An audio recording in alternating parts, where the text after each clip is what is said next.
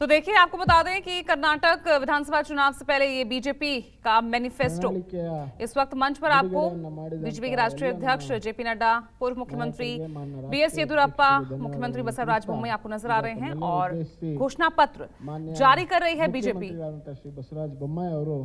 तो सीधी तस्वीरें आप देख रहे हैं कर्नाटक से। कर्नाटक चुनाव के लिए बीजेपी का घोषणा पत्र जारी हो गया है। अब आज मिशन कर्नाटक के लिए क्या कुछ महत्वपूर्ण योजनाएं, क्या कुछ घोषणाएं कर्नाटक की जनता के लिए, ये देखना होगा। तो बीजेपी के राष्ट्रीय अध्यक्ष जेपी नड्डा ने घोषणा पत्र जारी कर दिया है। अब इस पिटारे में क्या कुछ यहां की जनता के लिए होगा, सभी की नजर इस घोषणा पत्र पर रहेगी। इससे पहले कांग्रेस ने भी अपना घोषणा पत्र जारी किया, जिस पर खास तौर से महिलाओं पर फोकस किया गया। और आज अब बीजेपी के घोषणा पत्र पर सभी की नजर, इस घोषणा पत्र का नाम प्रजा ध्वनि रखा गया है। नड्डा, येदियुरप्पा, बीजेपी के राष्ट्रीय अध्यक्ष जेपी नड्डा, पूर्व मुख्यमंत्री बीएस येदियुरप्पा की मौजूदगी में यह घोषणा पत्र जारी किया गया। तस्वीरें आप देख रहे हैं, प्रजा ध्वनि ये नाम इस घोषणा पत्र का रखा गया है। 224 सीटों के लिए 10 मई को चुनाव होने हैं कर्नाटक में, और उससे पहले घोषणा पत्र पर सभी की नजर। और बीजेपी ने आज कर्नाटक चुनाव के लिए घोषणा पत्र जारी कर दिया है, जिसको नाम दिया गया है प्रजा ध्वनि। और आज इस घोषणा पत्र के जरिए क्या कुछ परियोजनाएं यहां की जनता के लिए, क्या कुछ विकास की योजनाएं यहां की जनता के लिए, क्या कुछ वादे बीजेपी करने वाली है, सभी की नजर इसी पर। तस्वीरें आप देख रहे हैं, मंच पर आपको तमाम बीजेपी के बड़े नेता नजर आ रहे हैं। जेपी नड्डा, बीजेपी के राष्ट्रीय अध्यक्ष, जिन्होंने घोषणा पत्र जारी किया, साथ में पूर्व मुख्यमंत्री बीएस येदियुरप्पा और मुख्यमंत्री बसवराज बोम्मई। तो कर्नाटक चुनाव के लिए बीजेपी ने अपना घोषणा पत्र जारी कर दिया है। अब क्या वाकई ये घोषणा पत्र कांग्रेस के घोषणा पत्र की काट बनेगा, ये देखना बेहद दिलचस्प होगा। जिस तरह से कांग्रेस ने महिलाओं पर फोकस करते हुए गृहलक्ष्मी जैसी योजनाएं इनकी घोषणा की है, अब उसके चलते आज बीजेपी के इस घोषणा पत्र, जिसे नाम प्रजा ध्वनि दिया गया है, क्या कुछ कल्याणकारी योजनाएं इससे सामने आती है, कितना ये घोषणा पत्र यहां की जनता को लुभा पाता है, क्या कुछ वादे बीजेपी इस बार के चुनाव में करने जा रही है, ये देखना बेहद दिलचस्प होगा। तो बीजेपी ने कर्नाटक चुनाव के लिए ये घोषणा पत्र जारी कर दिया है। प्रजा ध्वनि इस घोषणा पत्र को नाम दिया गया है। क्या एक बार फिर से कर्नाटक में बीजेपी की सरकार बन पाएगी, ये एक बहुत बड़ी चुनौती। और इसी के लिए तमाम स्टार कैंपेनर्स इस वक्त कर्नाटक में ही मौजूद हैं और ताबड़तोड़ प्रचार प्रसार चल रहा है। थोड़ा सा गणित भी आप समझिए, जातियों का ये गणित, अनुसूचित जनजाति 7%, बौद्ध जैन अन्य अल्पसंख्यक 2%, इसके अलावा मुस्लिम 14%, ईसाई 3%, दलित 19.5%। ओबीसी का अगर हम बात करते हैं ओबीसी, तो वो 11% है, लिंगायत 17%। तो ये जातियों का गणित कर्नाटक का जो समीकरण है वो आपको समझा रहे हैं। अब कैसे यहां पर अपने वादों, चुनावी घोषणाओं के जरिए किस तरह से यहां के समीकरण को लुभा पाती है, यहां जातीय समीकरण को देखते हुए कितना सफल उनका यह घोषणा पत्र रहता है, यह देखना बेहद दिलचस्प होगा। तो आज किस तरह के चुनावी वायदों के साथ बीजेपी कर्नाटक चुनाव में उतर रही है, कुछ ही देर में वो तस्वीर भी साफ हो जाएगी। और क्या एक बार फिर से रिपीट करेगी बीजेपी की सरकार कर्नाटक में, ये इस वक्त का सबसे बड़ा यक्ष प्रश्न। और उसके लिए तमाम जो प्रचार प्रसार हैं वो बीजेपी कर रही है, तमाम अपने स्टार कैंपेनर्स को इस वक्त चुनाव के इस रण में उतार दिया है। प्रधानमंत्री नरेंद्र मोदी ताबड़तोड़ रैलियां कर रहे हैं, रोड शो कर रहे हैं। यूपी के मुख्यमंत्री योगी आदित्यनाथ वो भी लगातार चुनाव प्रचार कर रहे हैं।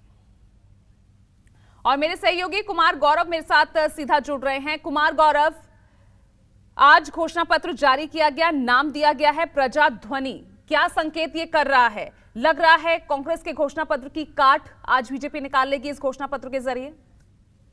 देखिए, जाहिर तौर पे कर्नाटक में जो जमीनी स्थिति है, अभी तक जो चुनावी मुद्दे चल रहे हैं, जो भाषण देखे जा रहे हैं, वो कहीं ना कहीं केंद्रीय मुद्दों पे प्रधानमंत्री समेत तमाम नेता बात करते हुए दिख रहे हैं। लेकिन जाहिर तौर पे कांग्रेस पार्टी ने जिस तरह से गारंटी दी है महिलाओं को लेकर, छात्रों को लेकर, युवाओं को लेकर, नौकरी की गारंटी और समेत तमाम जो दुकानदार हैं, मछुआरे हैं, उनके लिए जो तमाम गारंटियां पेश की है, वो लोकल जो इशूज हैं उसके आधार पे है, लोकल लोगों को क्या चाहिए उस आधार पे है। और जाहिर तौर पे बीजेपी का भी जो घोषणा पत्र है उसमें भी सीधे तौर पे इन्हीं चीजों का ध्यान रखा गया है कि लोकल स्तर पे किस चीज की रिक्वायरमेंट थी। पिछली बार जो बड़े मुद्दे थे, रिजर्वेशन का मुद्दा था 2018 में कि लिंगायत और वोकालिगा समुदाय को रिजर्वेशन बढ़ा कर देंगे, तो इस बार जो सरकार ने, जो हालांकि वो मामला सुप्रीम कोर्ट में चला गया, लेकिन मुसलमानों का रिजर्वेशन 4% खत्म कर वोकालिगा और लिंगायत के बीच में 2-2% रिजर्वेशन को बांटा गया। वहीं काउ स्लॉटरिंग का मुद्दा था, गौ हत्या का मुद्दा था, उसके खिलाफ कानून लाने की बात थी। वो बीजेपी की सरकार जब अभी थी 2019 में जब ऑपरेशन कमल हुआ था, उसके बाद से कर्नाटक में बीजेपी की सरकार है और इस मुद्दे पर गौ हत्या के खिलाफ भी कानून लाया गया। इसी तरह से लोकल स्तर पे महिलाओं की सुविधाओं के लिए, छात्रों की सुविधाओं के लिए और इस तरह व्यापारियों की सुविधाओं के लिए और आम जो युवा है जो बेरोजगारी, महंगाई, इन तमाम मुद्दों से जूझ रही है कर्नाटक की जनता, उनको लेकर पूरी चीजें तैयार की गई है। जो बीजेपी का घोषणा पत्र है, संकल्प पत्र जिसको कह सकते हैं, वहाँ लोकल नाम दिया गया है, लेकिन उसमें वो तमाम चीजें हैं जो कि बीजेपी, जिसके जरिए बीजेपी को लगता है कि 38 साल का जो कर्नाटक का रिकॉर्ड है कि 38 सालों से वहाँ 5 साल के बाद उसी सरकार को कर्नाटक की जनता बर्दाश्त नहीं करती है। इस बार उसी स्थिति में बीजेपी फंसी हुई है कि सरकार रिपीट नहीं करती है, जो ट्रेंड है। लेकिन तमाम इस तरह की घोषणाएं जो लेकर आई है बीजेपी, उससे वो चाहती है कि 38 साल का जो रिकॉर्ड है वो टूटे और उसकी सरकार वापस आए। इसलिए तमाम सभी सेक्टर्स को उचित जगह घोषणा पत्र में देने का प्रयास बीजेपी की तरफ से किया गया और उसी की घोषणा लगातार की जा रही है। अभी मुख्यमंत्री वासवराज बोम्मई अपनी बात कह रहे हैं और बता रहे हैं कि किस तरह से वो राज्य को आगे लेकर गए हैं। पिछले एक साल से वो थे, उससे पहले येदियुरप्पा थे मुख्यमंत्री, और इस दौरान क्या क्या काम हुआ है उन तमाम चीजों को बताया जा रहा है। मुख्य तौर पर कर्नाटक का जो जातीय स्थिति है उसमें लिंगायत समुदाय सबसे बड़ा है और येदियुरप्पा उसके एकमात्र सबसे बड़ी चेहरा है। लेकिन हाँ, इस बार जो लक्ष्मण साध्वी और इसके अलावा जगदीश शेट्टार जो कि पूर्व मुख्यमंत्री रह चुके हैं बीजेपी की तरफ से, इससे पहले जब येदियुरप्पा हटे थे तो उन्हें 1 साल के लिए एक बार मुख्यमंत्री बनाया गया था। उन दोनों के जाने से लिंगायत की जो उपजातियां हैं, 14% लिंगायत वोट है, उसमें कुछ उपजातियां भी है, उसका वोट टूटने का बीजेपी को डर है।